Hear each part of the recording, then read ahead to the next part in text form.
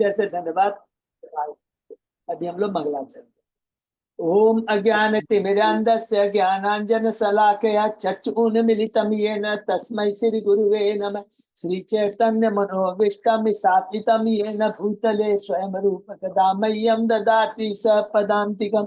वन्देऽहं श्री गुरु श्रीयुतपति कमलं श्री गुरु वैष्णवांच च श्री रूपं साग्रजातं सहगण रघुनाथं वितं तं सजीवं स्वाधेतं सावधूतं परिजं सहितं कृष्ण चैतन्य देवं श्री राधा कृष्ण पादान सहगण ललिता श्री विशाखा विदांत च नम ओम विष्णु पादाय कृष्ण पृष्ठाय भूतले श्रीमते भक्ति वेदांत स्वामिन इति नामने नमस्ते सारस्वती देवे गौरवाणी प्रचारिणे निर्विशेष शून्यवादी पाश्चात्य देश तारिणी वांछा कल्पतरुभ्यश्च कृपा सिंधु एव च पतितानां पावनेभ्यो वैष्णवेभ्यो नमो नमः।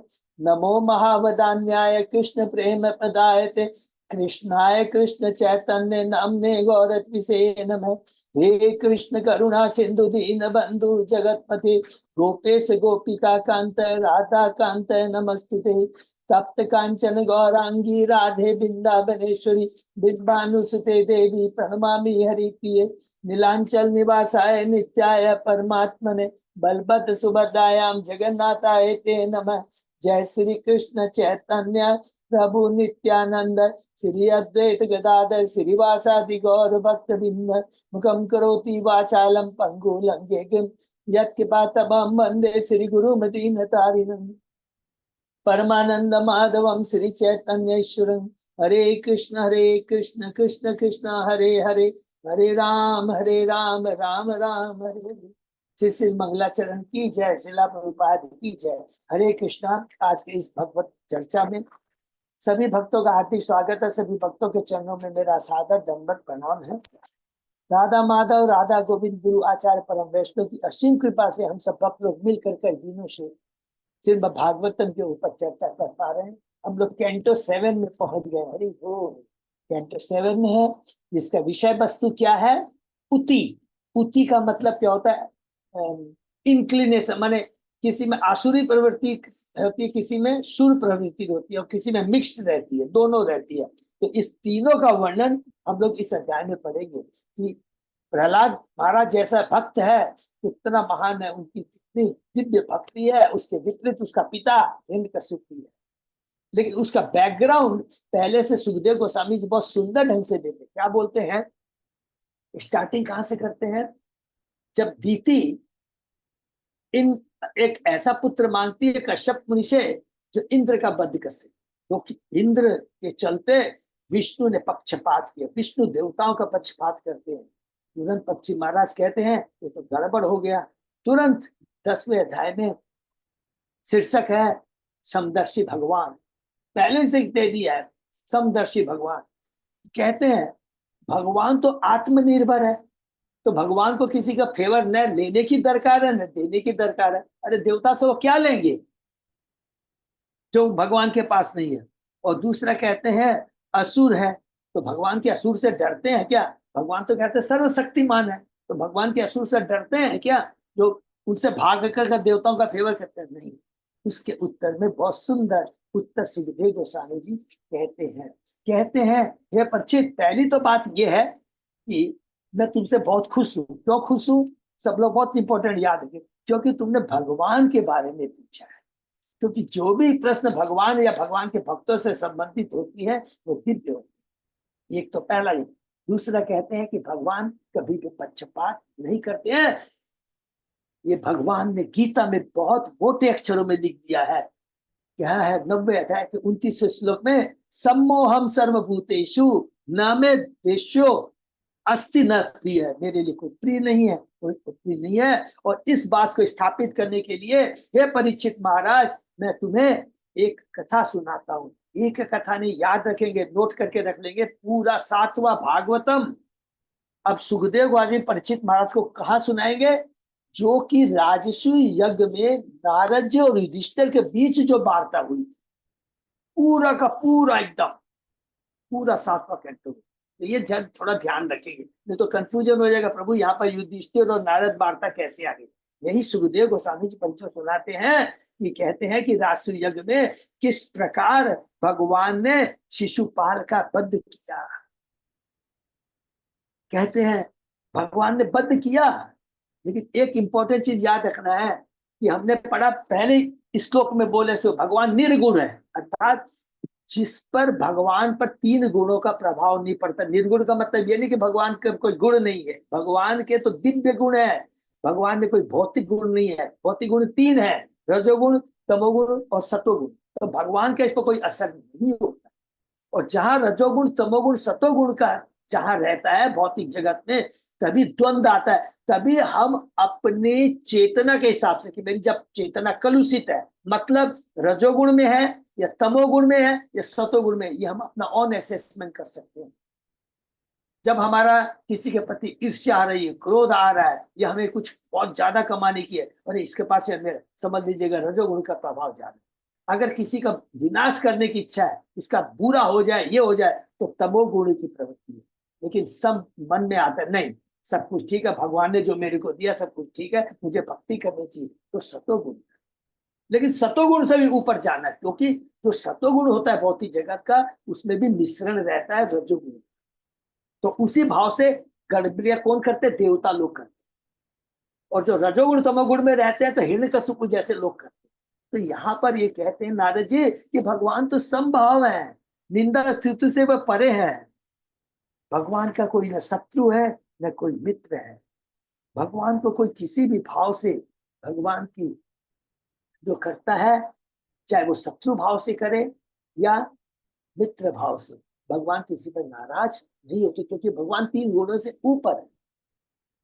तो अब प्रश्न उठता है कि शिशुपाल जो भगवान के शरीर में प्रवेश किया, सब ईश्वर भाव रखता था, तो भगवान ने उसका कल्याण क्यों किया? भगवान ने ब्रह्म ज्योति में अपनी सारी जो मुक्ति उसे क्यों प्रदान की? क्योंकि भगवान तो किसी के संग अन्याय करते नहीं है। भगवान क्या करेंगे? भगवान के नाम में इतनी शक्ति है कि वो स्वतः ही सारे पापों से, कर्मों से मुक्त हो जाता है और बाध्य होकर के अपने आप भगवान के सॉरी आध्यात्मिक जगत में चला जाता है। बस ध्यान रखना है कि कहा जाता है, ब्रह्म ज्योति में जाता है। तो क्या हमें ईर्ष्या भाव से करना चाहिए? नहीं, ईर्ष्या भाव से इसलिए नहीं करना चाहिए, ये बहुत इंपॉर्टेंट पॉइंट है। हम अगर किसी भक्त का या भगवान के प्रति ईर्ष्या भाव रखते हैं, भगवान और भगवान के भक्त को कोई असर नहीं होता, असर तो हमारे ऊपर होता है, हमारा डाउनफॉल होता है, हमारी चेतना डाउनफॉल होती है। इसलिए चैतन्य महाप्रभु ने कहा है वैष्णव अपराध सबसे बड़ा अपराध है। इसलिए नहीं कि भगवान नाराज हो जाएंगे, भक्त नाराज नहीं। अरे मूर्ख, तू मेरी आत्मा है, मेरे को तो तेरी चिंता है, तेरा डाउनफॉल ना हो जाए। ये मेन तत्व है, यहाँ पर बताते हैं। और उसके बाद में कहते हैं कि हमें इन तीन गुणों के प्रभाव से बचना है। जैसे हम खुद अपना असेसमेंट कर सकते हैं, ये बताते हैं। उसके बाद में युधिष्ठिर से दूसरा प्रश्न करते हैं कि किस प्रकार विष्णु भक्त को शापित किया गया। क्योंकि उसके पहले नारद जी कहते हैं ना कि वो ये जो शिशुपाल तथा धनतर पहले भगवान के पार्षद थे, लेकिन चतुष्कुमारों के शाप से वो भौतिक जगत में आना पड़ा। तो फिर युधिष्ठिर भगवान कहते हैं, बहुत सुंदर प्रश्न करते हैं, एक एक करके तत्व है। अरे भगवान के भक्त को भी किसी की ताकत है जो स्थापित कर सकता है? तो इसके उत्तर में बहुत सुंदर बात कहते हैं, नहीं, भगवान के भक्त को जब भौतिक जगत में आते हैं, भगवान की इच्छा से आते हैं। हरि बोल। भगवान की योग माया कहती है चल तू नीचे चल, एक बार भौतिक जगत मैं भी आता हूँ, तेरे से लड़ाई करूंगा, तुझे मेरे हाथ में खुजली हो रही है, बहुत दिन से तेरे से कुश्ती नहीं की है। तो भगवान की इच्छा से। लेकिन जब योग माया का प्रभाव होता है, तब बद्धजीव नीचे आता है। लेकिन कहां से आता? बहुत ही पड़ा, जो एक बार गोलोक वैकुंठ लोक में चला गया वो वापस नहीं आता है। यहाँ पर कहते हैं जो ब्रह्म ज्योति में जाता है, भगवान की भक्ति से समर्पित नहीं होता है, तो कई करोड़ों वर्षों बाद जब वो उसको नीचे आना पड़ता है। लेकिन जो गोलोक वृंदावन में चला गया वो वापस नहीं आता। ये बहुत इंपॉर्टेंट चीज प्रभुपाद जी तात्पर्य के माध्यम से हमें ये चीज को समझाते हैं। उसके बाद में अब नारद जी का एक प्रश्न और होता है। प्रश्न कहते हैं, ना कहते हैं कि ये नीचे कैसे आए? तो चतुष कुमार की लीला सुनाते हैं। कहते हैं कि एक बार जय विजय द्वारपाल जो भगवान विष्णु के। उसके बाद चतुष कुमार जाते हैं, जय विजय उनको वैकुंठ लोक में जाने से रोक दी।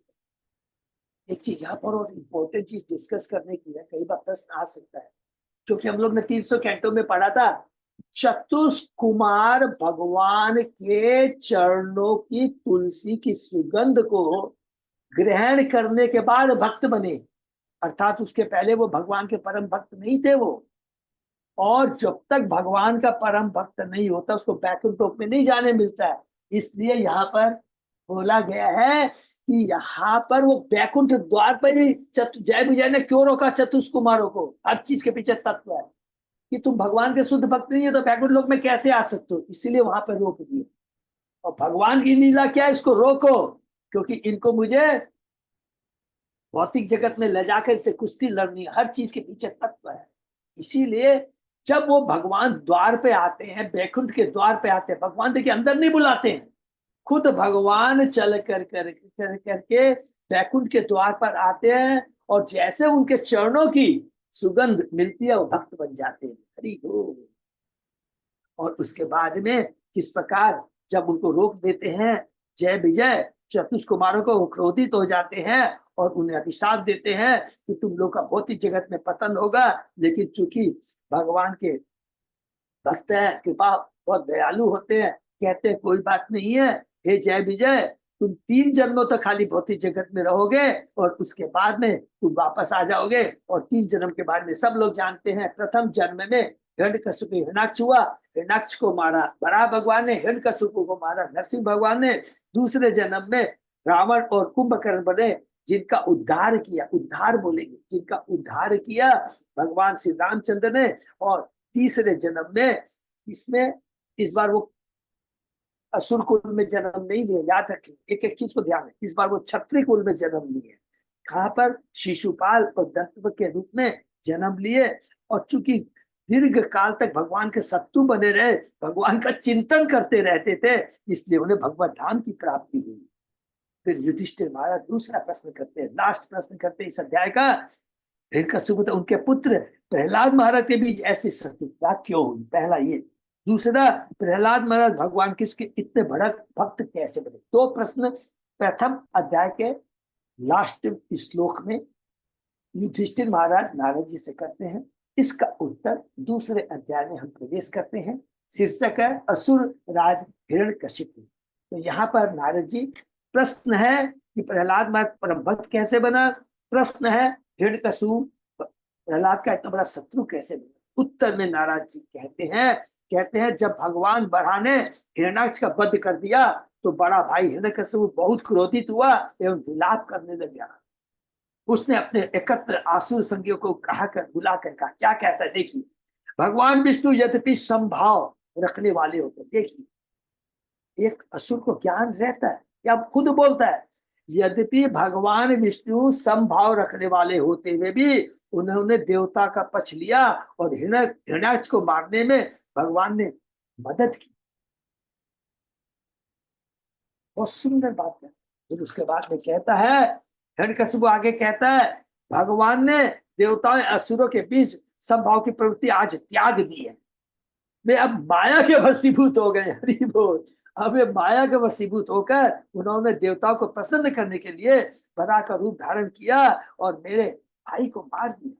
मैं अब तीसरी देखिए कुबुद्धि, जिसको बोलते हैं कुबुद्धि नहीं, रजोगुण का तमोगुण का प्रभाव, मैं अपने त्रिशूल से भगवान विष्णु के सिर का धड़ से अलग कर दूंगा और उनके रक्त से अपने भाई को प्रसन्न करूंगा, जो क्योंकि मेरा भक्त रक्त का शौकीन था। देखिए असुर तीर्थ बुद्धि के मेरा भाई रक्त का शौकीन था और इस प्रकार मैं शांत होगा, मेरे भाई की आत्मा को शांत कहता है। जिस प्रकार बहुत सुंदर एग्जाम्पल देता है, कहता है जिस प्रकार वृक्ष की जड़ को काट देने से उसकी सखाय पत्ती आपने सूख जाती है, उसी प्रकार मायावी विष्णु, ये विष्णु और विष्णु नहीं मायावी विष्णु है, तो जिसने देवताओं को बल, जिससे देवताओं को बल मिलता है, जिसके लिए भगवान विष्णु जीवन स्रोत है, अगर भगवान विष्णु को ही मार दूंगा तो देवता अपने आप मर जाएंगे, क्योंकि उनको भगवान से शक्ति नहीं मिलेगी। तो यहाँ पर 3 ज्ञान मिलता है, कि देवताओं को भी जो शक्ति मिलती है भगवान से मिलती है, ये ज्ञान असुर को भी है। नंबर वन, भगवान मायावी है, भगवान भी सब कुछ कर सकते हैं, भगवान में भाष्ट सिद्धि उद्धि सब कुछ है भगवान में। दूसरा, तीसरा, भगवान समभाव रखते हैं, खुद ही कहता है देखिए, और ये तत्व को जरूर समझ के आते। तो ये कहता है, इसके आगे अब हिरण्यकशिपु क्या कहता है आज हम लोग पढ़ेंगे। बहुत सुंदर वो कहता है हिरण्यकशिपु, बाहरी दृष्टि लगता है भगवान को क्या कर रहा है, वो भगवान से ईर्ष्या कर रहा है, भगवान को गालियां दे रहा है, लेकिन भगवान का एक्चुअली ग्लोरिफिकेशन कर रहा है, देवताओं का ग्लोरिफिकेशन कर रहा है। क्या तू देवताओं का कैसे ग्लोरिफिकेशन कर रहा है कि देवता अपने को भगवान पर आश्रित मानते हैं, ये देवताओं का ग्लोरिफिकेशन है। और भगवान का ग्लोरिफिकेशन कि सब कुछ भगवान पर ही आश्रित है, ये सब याद रखिए। ओम नमो भगवते वासुदेवाय, ओम नमो भगवते वासुदेवाय, ओम नमो भगवते वासुदेवाय। नारायण नमस्कृत्य नरं चैव नरोत्तमं देवी सरस्वती व्यासं ततो जयन्ति। नष्टायेषु अभद्रेषु नित्यं भागवत सेवया भगवती उत्तम श्लोके भक्ति भवति नैष्ठिकी। कृष्णाय वासुदेवाय देवकी नंदनाय च नंद गोप गोपा गोपा नंद गोप कुमाराय गोविंदाय नमो नमः। आराधयो भगवान भगेश तनय ततदाम वृंदावनम रमया काचित उपासना रजवधु वर्गेण्य कर्ता। श्रीमद्भागवतम प्रमाणम अमलम प्रेमा पुमतो महान श्री चैतन्य महाप्रभो मतमिदं तत् आदरो न पर। हरे कृष्ण कृष्ण कृष्ण हरे हरे, हरे राम राम राम। कैंटो 7 चैप्टर 2 श्लोक नंबर 10। बहुत बहुत धन्यवाद अच्युत अजय दास। सब लोग शुरू करते हैं श्लोक नंबर तक। यावता देवम यूयम ब्रह्म ब्रह्मक्षत समेधिताम सुदय त्वं तपो यज्ञ स्वाध्याय व्रत दानिन। जब तक मैं भगवान विष्णु के मारने के कार्य में लगा हूं तब तक तुम लोग पृथ्वीलोक में जाओ, जो ब्राह्मण संस्कृति तथा क्षत्रिय शासन के कारण फल फूल रहा है। ये लोग तपस्या यज्ञ वैदिक अध्ययन अनुष्ठानिक व्रत तथा दान में लगे रहते हैं, ऐसा सारे लोगों को जाकर विनष्ट कर दो। देखिए कितनी कितनी सारी चीजें बता रहा है, ईर्ष्या भाव से बता रहा है, ज्ञान दे रहा है असुर सैनिकों को कि देखो कि यहाँ पर ब्राह्मण संस्कृति का क्षत्रिय शासन है, इसीलिए वो लोग फल फूल रहे हैं। तो जहां पर संस्कृति नहीं होती है, क्षत्रिय शासन का मतलब होता है कि जो राजर्षि जब तक राज्य नहीं करता है, राजा राजर्षि है, भगवान को समर्पित है, उसी के चलते वहां पर धर्म जो है धर्म का संभाल के रखा गया है। ब्राह्मण संस्कृति है, ब्राह्मण सब ज्ञान दे रहे हैं, जाके उसको नष्ट करो। अरे वो लोग सतोगुण में है, जल्दी से जाकर उनको नष्ट करो, उनकी धार्मिकता को नष्ट करो। ऐसे सारे लोग जाकर नष्ट करते। हिरण्यकशिपु का उद्देश्य देवताओं को विचलित करना था। उसने सर्वप्रथम भगवान विष्णु को मार डालने की योजना बनाई, जिससे विष्णु की मृत्यु होने पर सारे देवता स्वयं निर्बल होकर मर जाएंगे। ये बहुत इंपॉर्टेंट लाइन है। उसकी दूसरी योजना पृथ्वी के वासियों को सताने की थी। पृथ्वीवासियों की शांति तथा समृद्धि ब्राह्मणों क्षत्रियों द्वारा स्थिर रखी जाती थी। भगवत गीता में भगवान कहते हैं, चातुर्मय मना सिस्टम गुण कर्म विभाग से प्रकृति के 3 गुणों तथा उनके नियत कर्म के साथ मानव समाज के 4 वर्णों की सृष्टि मेरे द्वारा की गई। सभी लोकों में भिन्न भिन्न प्रकार के वासी रहते हैं, लेकिन यहाँ पर मनुष्य द्वारा निवसित पृथ्वी लोक के प्रसंग में मैं संतुष्ट करते कि समाज 4 वर्णों ब्राह्मण क्षत्रिय व शूद्र में विभाजित किया जाए। इस पृथ्वी पर भगवान कृष्ण के अवतार के पूर्व ऐसा जाना जाता है कि यह पृथ्वी ब्राह्मणों क्षत्रियों द्वारा व्यवस्थित होती थी। सहिष्णुता, सत्यम सच्चाई, शौचम स्वच्छता तथा आर्जवम सरलता का वर्धन करे, संवर्धन करे, और तब क्षत्रिय राजाओं को सलाह दे कि देश या लोक पर किस तरह शासन किया जाए। ब्राह्मणों के उपदेशों का पालन करते हुए क्षत्रियों को चाहिए कि वे जनता को तपस्या यज्ञ स्वाध्याय तथा वैदिक अनुष्ठानों में दृढ़ बनने के लिए प्रेरित करे। देखिए ब्राह्मणों का बहुत बड़ा महत्व था। भेद देखेंगे, इतिहास में हमने पढ़ा है अकबर का सलाहकार कौन था? बीरबल था। हैदर अली का सलाहकार कौन था? पूर्णिया पंडित था। तो ब्राह्मणों को रखते थे। देखो मुसलमान लोग भी, क्योंकि वो जानते हैं धर्म के बारे में, वो धर्म की शिक्षा देते हैं। राजाओं को बहुत हेल्पफुल होती थी। इवन आप देख लेंगे रामचंद्र प्रकाश जी, वशिष्ठ मुनि, विश्वामित्र, हर की भले भगवान है लेकिन यहाँ पर एक छत्री के रूप में आया ना रामचंद्र, सलाह लेते थे ब्राह्मणों से। ब्राह्मण समय समय पर राजाओं को सलाह देते, उसके बिना वो आगे नहीं बढ़ते थे। तो बहुत इसीलिए भगवान कृष्ण भी जब द्वारका में थे, नारद जी आते रहते थे बीच बीच में, सलाह लेते थे, जबकि सब कुछ ज्ञान ही है। इन पद जीवों को शिक्षा देने के लिए हमेशा संग ब्राह्मणों का संग, उनसे ज्ञान जरूर प्राप्त करो, अपनी ज्यादा बुद्धि मत लगाओ, क्योंकि ये भगवान कहते हैं ये नेचुरल है। गुण के हिसाब से मैं कौन ब्राह्मण है, कौन क्षत्रिय, कौन वैश्य है, जन्म के हिसाब से, गुण के हिसाब से मानना पड़ेगा, तभी समाज में प्रॉपर व्यवस्था स्थापित की जा सकती है। ये क्या शिक्षा है।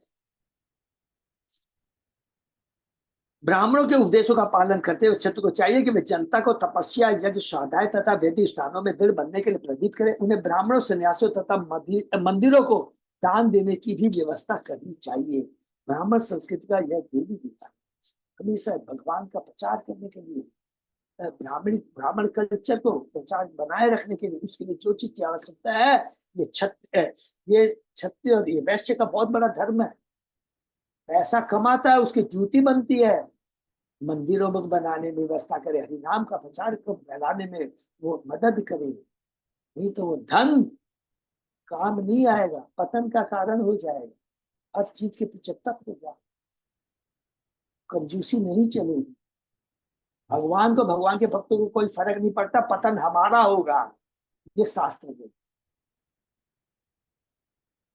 लोगों की प्रवृत्ति यज्ञ संपन्न करने की ओर इसलिए होती है क्योंकि यदि यज्ञ नहीं किए जाते तो अपर्याप्त वर्षा होती, अज्ञात यज्ञात भवति परंजय, इस गीता के 30 अध्याय में भगवान कहते हैं, जिससे कृषि व कर्म में बाधा उपस्थित होगी, पर जन्यात संभव है।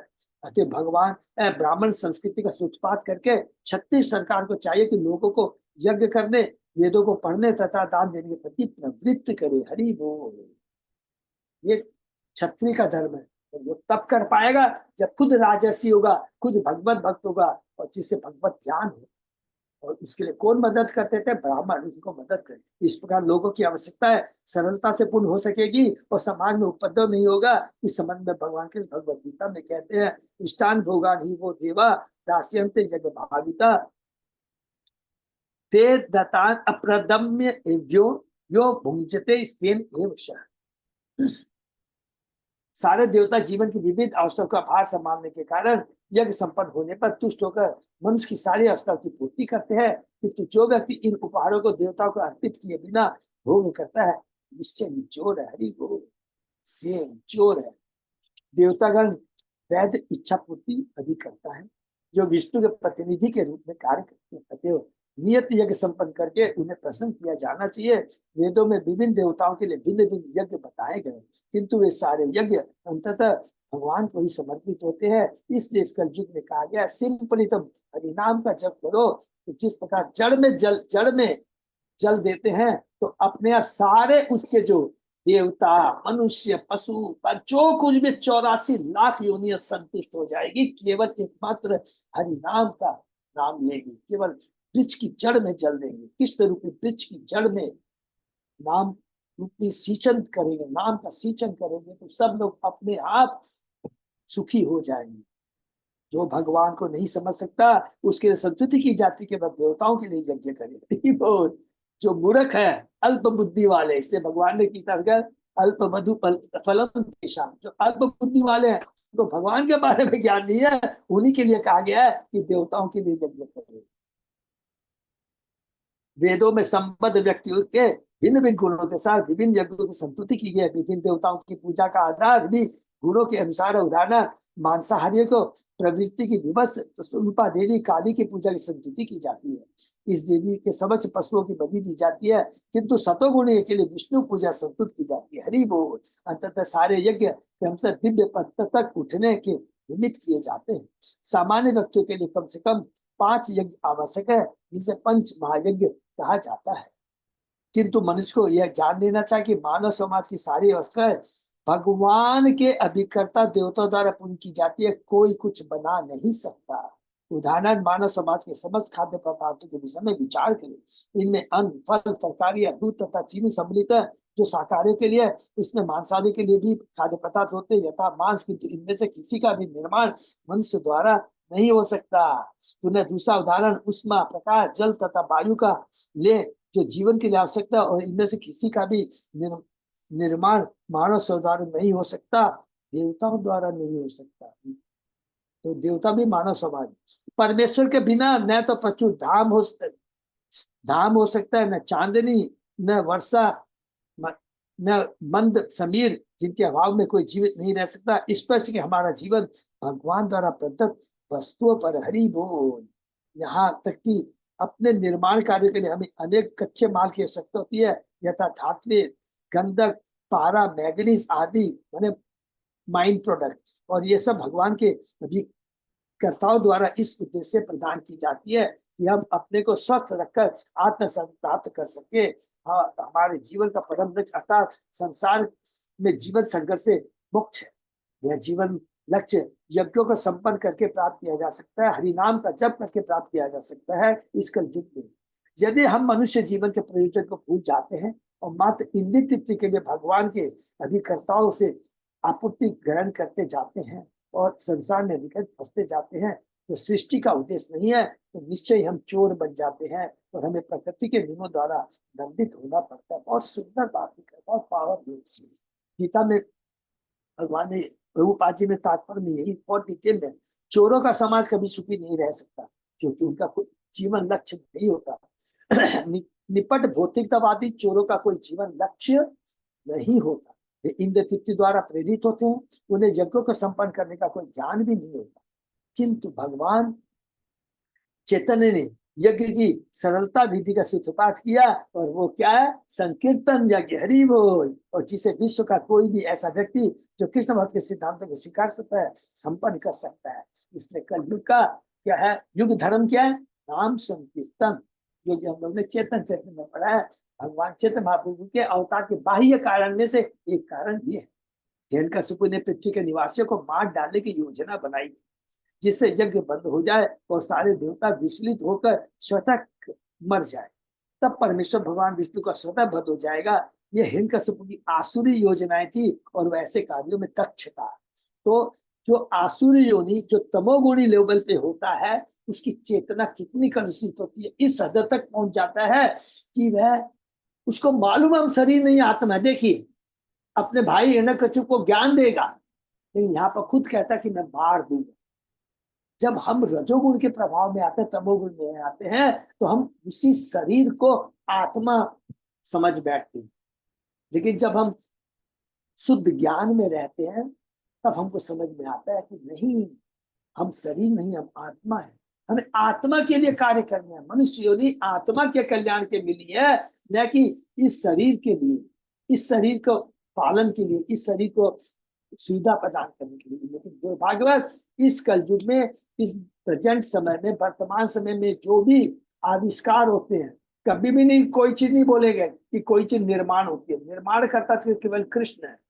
तो जो कुछ भी आविष्कार होता है केवल शरीर के लिए होता है, आत्मा के कल्याण के लिए कोई कार्य नहीं किए जा रहे। ये तो शिला प्रभुपाद की कृपा है, जिनकी कृपा से आज हम बद्ध जीव भगवान के भक्तों से, उनके शास्त्रों से जुड़कर आत्मा के लिए कुछ कार्य कर पा रहे। विष्णु द्विज क्रिया मूलो यज्ञो धर्ममय पुमान्। देव ऋषि पितृभूतानां धर्मस्य च परायणम्। ब्राह्मण संस्कृति का मूल सिद्धांत यज्ञों तथा अनुष्ठानों के साक्षात स्वरूप भगवान विष्णु को प्रसन्न करना है। भगवान विष्णु समस्त धार्मिक सिद्धांतों के साक्षात आधार है और वे समस्त देवताओं, महान पितरों तथा सामान्य जनता के आश्रय हैं। भगवान ही सबके आश्रय हैं। ये कितना सुंदर श्लोक है। यदि ब्राह्मणों का वध कर दिया जाए तो क्षत्रियों को यज्ञ संपन्न करने के लिए प्रेरित करने वाला कोई नहीं रहेगा। इवन क्षत्रिय क्या होता है, क्षत्रियों को बहुत दरकार है उनको प्रेरित करने के लिए। और इस तरह सारे देवता यज्ञों से प्रसन्न न किए जाने पर स्वतः मर जाएंगे। चूंकि विष्णु ही ब्राह्मण संस्कृति के केंद्र बिंदु है, अतएव हिरण्यकशिपु की योजना विष्णु वध करने की थी। क्योंकि यदि विष्णु का वध कर दिया जाता है तो ब्राह्मण संस्कृति विनष्ट हो जाएगी। ब्राह्मण संस्कृति के विनाश होने पर यज्ञ संपन्न नहीं हो सकेंगे और यज्ञ के अभाव में नियमित वर्षा होना बंद हो जाएगी। यज्ञात भवति परजन्य। इससे सारे विश्व में उत्पात होंगे जिससे देवता पराजित हो जाएंगे। इस श्लोक से हमें स्पष्ट संकेत प्राप्त होता है कि वैदिक सभ्यता के नष्ट होने से मानव स्वभाव किस तरह विसंकलित हो जाता है और ब्राह्मणों द्वारा संपन्न होने वाले वैदिक कर्मकांड बंद हो जाते हैं। कलो शुद्ध संभव है। चूंकि आधुनिक जगत की जनसंख्या अधिकांश शुद्ध है, अतः ब्राह्मण संस्कृति विनष्ट हो चुकी है और इसे उचित मार्ग पर ले आना अत्यधिक कठिन है।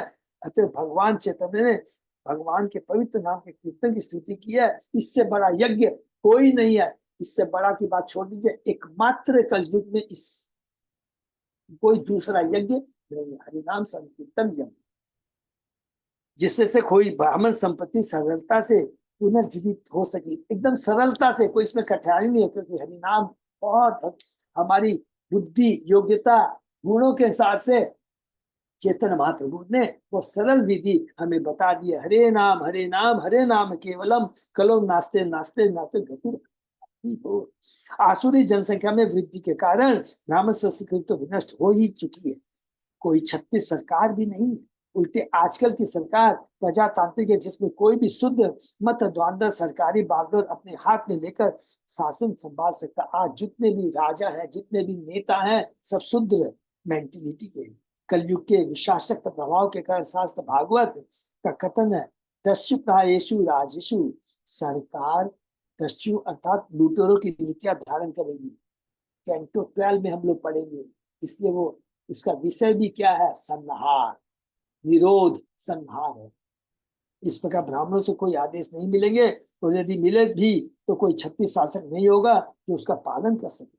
सत्ययुग को छोड़कर पहले भी जब असुरों का प्रभाव था तो हिरण्यकशिपु ने ब्राह्मण संस्कृति तथा 36 संस्कार को विनष्ट करने की योजना बनाई थी और वह सारे संसार में अराजकता फैलाना चाह रहा था, लेकिन कभी सक्सेस नहीं होगा। सुर प्रवृत्ति के सामने, आध्यात्मिक शक्ति के सामने असुर प्रवृत्ति, भौतिक प्रवृत्ति कभी भी सक्सेस नहीं हो सकती। हिरण्यकशिपु प्रहलाद महाराज का बाल बांका तक नहीं बिगाड़ सका। यद्यपि सत्ययुग में इस योजना को कार्यान्वित कर पाना दुष्कर था, लेकिन शुद्ध असुरों से पूर्ण इस कलयुग में ब्राह्मण संस्कृति विनष्ट हो चुकी है और केवल महामंत्र के कीर्तन से ही पुनर्जीवित हो सकती है। हरि बोल। इसलिए कृष्ण आंदोलन या हरे कृष्ण आंदोलन का सूत्रपात ब्राह्मण को सरलता से पुनर्जीवित करने के लिए किया गया है, जिससे लोग इसी जीवन में सुखी तथा शांतिमय रह सके और अगले जन्म में ऊपर उठने की तैयारी कर सके। इस प्रसंग में मध्वाचार्य ने ब्रह्मांड पुराण से यह श्लोक उद्धृत किया है। विप्र जाति मूलम तु हरि रित्यासुर मतम हरिरेव ही सर्वस्य मूलम से मतो निपह। हे राजन, असुरगण सोचते हैं कि हरि या भगवान विष्णु का अस्तित्व ब्राह्मण यज्ञों के कारण, लेकिन तथ्य तो यह कि हरि ब्राह्मण यज्ञों सहित प्रत्येक वस्तु के कारण। हरि माने भगवान, ब्राह्मण तथा यज्ञों सहित प्रत्येक वस्तु के कारण है केवल भगवान।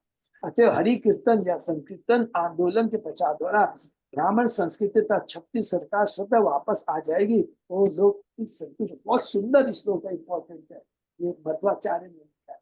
केवल हरि नाम का हम प्रचार करते हैं, खुद अपने आचरण में लाते हैं और दूसरों को इससे जोड़ते हैं, तो हम क्या हो जाएगा, पूरा ब्रह्मांड कृष्णमय हो जाएगा।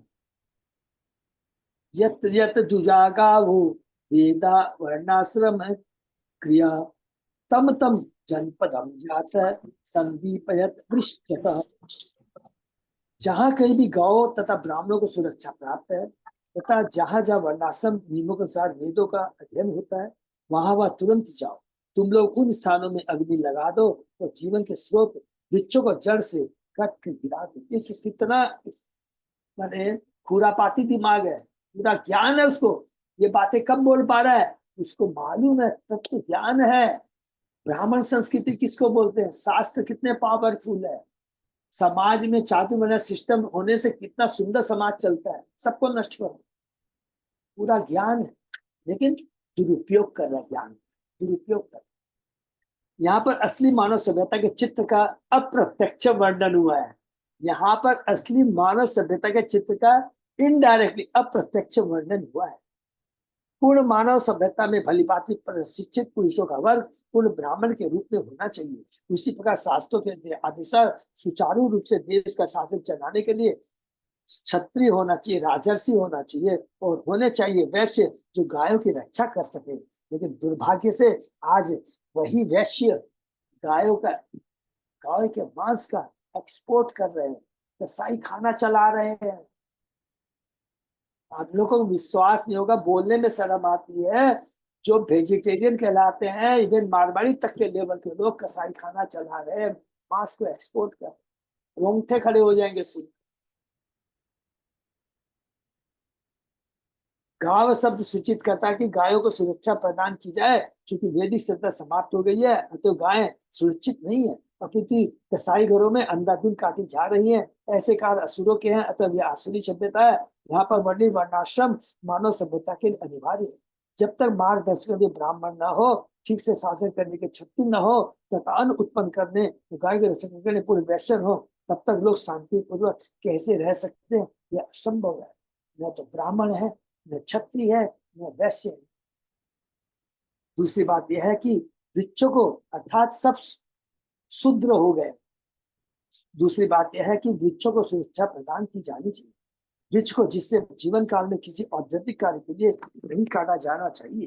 कलयुग में वृक्षों को उद्योग के लिए, विशेष रूप से कागज मिलों के लिए आंख मूंद कर व्यर्थ काटा जाता है, और ये मिलें बृहत मात्रा में कागज तैयार करती है, जिससे आसुरी विज्ञापन, व्यर्थ साहित्य, अनेक समाचार पत्रों का प्रकाशन होता है तथा अन्य कागजी उत्पाद बनते हैं। यह आसुरी सभ्यता का चिन्ह। जब तक भगवान विष्णु की सेवा के लिए आवश्यकता न अपने वृक्ष न काटिए। यज्ञार्थ कर्मणो अन्यत्र लोकोयम कर्म बंध, बहुत इंपॉर्टेंट श्लोक है। भगवान विष्णु के लिए यज्ञ रूप कर्म किया जाए, अन्यथा कर्म मनुष्य को इस भौतिक जगत से बांधने वाला है। लेकिन यदि कागज की मिले कागज का उत्पादन बंद कर दे, तो यह पूछा जा सकता है कि हमारा इस्कॉन साहित्य किस तरह छपेगा।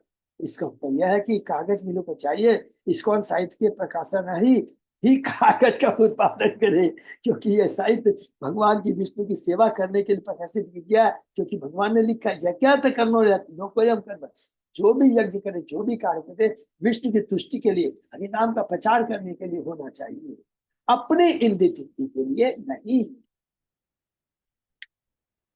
यह साहित्य भगवान विष्णु के साथ हमारे संबंध को स्पष्ट करता है। अतएव इस काम साहित्य का प्रकाशन यज्ञ संपादक है। यज्ञार्थ कर्मरत लोकोयम कर्मतः, यज्ञ तो श्रेष्ठ अधिकारियों द्वारा बताई गई विधि से संपन्न किया जाए।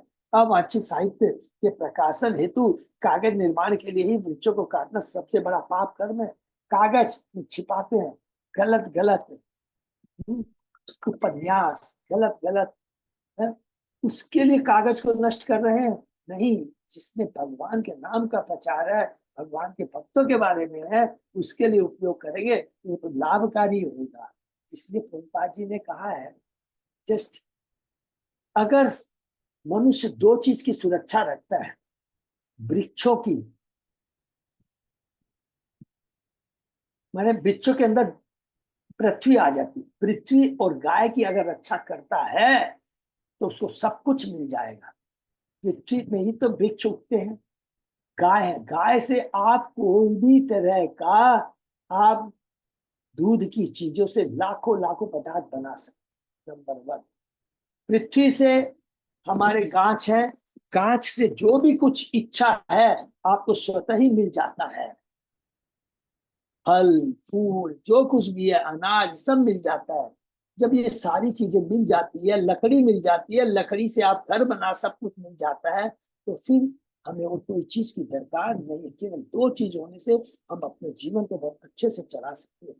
इति ते भर्ति निर्देशम आदाय शीर्षा धृता तथा प्रजानाम कदनम कदनम विदधु कदन कदन प्रिया। इस तरह जघन्य कर्मों के इच्छुक असुरों ने हिरण्यकशिपु की आज्ञा को अत्यंत आदर पूर्वक सिर आंखों लिया और उसे नमस्कार किया। उसके निर्देशन में सारे जीवों के विरुद्ध ईर्ष्यापूर्ण कार्यकलाप में जुट गए। जैसा कि यहाँ पर बताया गया, आसुरी सिद्धांतों के अनुयायी सामान्य जीवन के प्रति नितांत ईर्ष्या से भरे रहते हैं। आजकल की वैज्ञानिक प्रगति इस ईर्ष्या का जीता जागता उदाहरण खरीब हो। नाभिकीय ऊर्जा की खोज जनता के लिए विपत्तिजनक रही। एटम बम का जुगाड़, ये जुगाड़ है, ये किसके लिए कर रहे वैज्ञानिक? लोगों को मारने के लिए। क्योंकि संसार भर में असुरगण नाभिकीय हथियार बना रहे हैं। इस संबंध में कदन प्रिया शब्द अत्यंत सार्थक है। असुरगण जो वैदिक संस्कृति को विनष्ट कर देना चाहते हैं, वे निर्बल नागरिकों से अत्यधिक ईर्ष्या करते हैं और ऐसा कार्य करते हैं कि उनकी खोजें अंततः हर एक के लिए कल्याण पादक सिद्ध हो। जगत तो अहिता। भगवत गीता के 16वें अध्याय में यह भाली भांति बताया गया है कि असुरगण सामान्य जनों के विनाश हेतु तो किस प्रकार पाप कर्मों में रत रहते हैं। और भी चला सोच लेंगे, वो मूर्ख हथियार तो बनाते करते हैं, लेकिन पाप कर्म करके खुद का वो संहार करते हैं। वो क्या खुद जीवित रहेंगे? वो भी स्वयं मारे जाएंगे। पूरे ग्राम प्रजो उद्यान चित्ता चित्ता रामाश्रम माकरा चित्ता चित्ता राम आश्रम आकरा खेत खरबट घोषान च ददहु पतनानि च। असुरों ने नगरों, गांव, चारागांव, उद्यानों, खेतों तथा जंगलों में आग लगा दी। उन्होंने साधु पुरुषों के घरों, मूल्यवान धातु सब उत्पन्न करने वाली महत्वपूर्ण खानों, कृषकों के आश्रमों, पर्वतीय ग्रामों, अहीरों की बस्तियों को जला दिया। उन्होंने सरकारी राजधानियां भी जला दी। उद्यान उन स्थानों के लिए प्रयोग किया जाता है जहाँ फल तथा फूल के लिए वृक्ष उगाए जाते हैं, और वो वृक्ष फूल फल किसकी सेवा में लगते हैं? भगवान की सेवा में, जो मानव समिति का अत्यंत महत्वपूर्ण है। भगवत गीता में कृष्ण कहते हैं, पत्तम पुष्पम फलम तोयम यो में भक्त्या प्रयच्छति तत् अहम भक्ति नामी प्रता। यदि कोई मुझे प्रेम तथा भक्ति में एक पत्ती, एक फूल, फल या जल अर्पित करता है तो मैं उसे स्वीकार करता हूँ। फल तथा फूल भगवान को अत्यंत प्रिय है।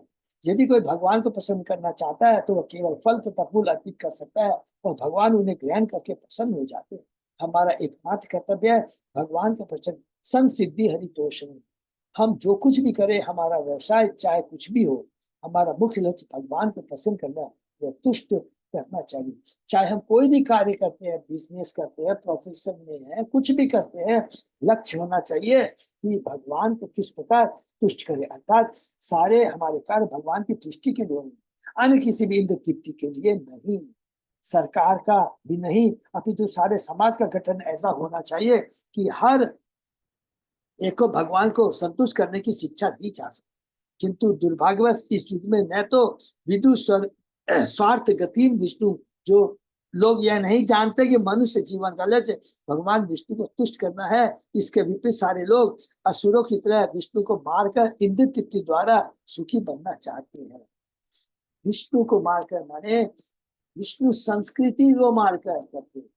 भगवान भगवान के भक्तों को दुख देकर के, कष्ट देकर, शास्त्रों को नष्ट कर करके, इसको कहते हैं विष्णु को मान।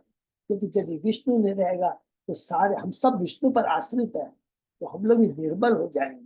कोई भक्ति नहीं करेगा, कोई यज्ञ नहीं करेगा, कोई प्रचार नहीं करेगा। केचित खनित्रे विधुधु सेतु प्रकार गोपुरान आजीव्यान चिचुक्तु दीक्षान केचित परसु पाणयः प्रादहन सरनानि एको प्रजा नाम ज्वलित उल्मुखे। कुछ असुरों ने फावड़े लेकर पुल परकोटे तथा नगरों के द्वारों को तोड़ डाला। कुछ ने कुल्हाड़े लेकर आम, कटहल के महत्वपूर्ण वृक्षों तथा अन्य भोज्य सामग्री वाले वृक्षों को काट डाला। कुछ असुरों के हाथ में जलते लुकाटे लेकर नागरिकों के रिहायशी मकानों में आग लगा दी। सामान्यतः वृक्षों का काटना वर्जित। विशेषतः जो वृक्ष मानव समाज के भरण के लिए स्वादिष्ट फल उत्पन्न करते हैं। उन्हें तो नहीं ही काटना चाहिए। विभिन्न देशों में विभिन्न प्रकार के फल फूल वृक्ष होते हैं। भारत में आम तथा कटहल प्रमुख है और अन्य स्थानों में आम, कटहल, नारियल तथा बेर के वृक्ष पाए जाते हैं। ऐसा कोई वृक्ष जो मनुष्य के भरण के लिए स्वादिष्ट फल उत्पन्न करता है उसे बिल्कुल नहीं काटना चाहिए। यह शास्त्रों का आदेश है। एवं विकृते लोके दैत्य इंद्रानुचरे मुह दिवम देवा परित्यज्य भूवि चेरु लक्षिता। इस प्रकार हिरण्यकशिपु के अनुयायियों द्वारा बारंबार अप्राकृतिक घटनाओं के रूप में सताए जाने पर सभी लोगों ने बाध्य होकर वैदिक संघ की सारी गतिविधियां बंद कर दी। देवतागण भी यज्ञों का फल न पाने के कारण विचलित हुए। उन्होंने स्वर्ग लोक के अपने अपने आवास त्याग दिए और असुरों से अलक्षित होकर विपत्तियों का अवलोकन करने के लिए वे पृथ्वीलोक में इधर उधर विचरण करने लगे। जैसा कि भगवद गीता में कहा गया, यज्ञ संपन्न करने से मनुष्य तथा देवताओं को अन्योन्य आश्रित सौभाग्य प्राप्त होता है। जब असुरों के उत्पातों से यज्ञ होने बंद हो गए तो देवतागण सहज ही यज्ञ के फलों से वंचित रह गए और उन्हें अपने अपने कर्तव्य करने में बाधा पड़ने लगी। अतः वे पृथ्वी लोक पर यह देखने के लिए कि लोग किस प्रकार विचलित हो रहे हैं, यह विचार करने की क्या करना चाहिए उतर आए। हिरण्यकशिपु भ्रातु संप्रेतस्य दुखितः कृत्वा कटोदक आदीनि भ्रातृपुत्रान् अशांत्वयत्।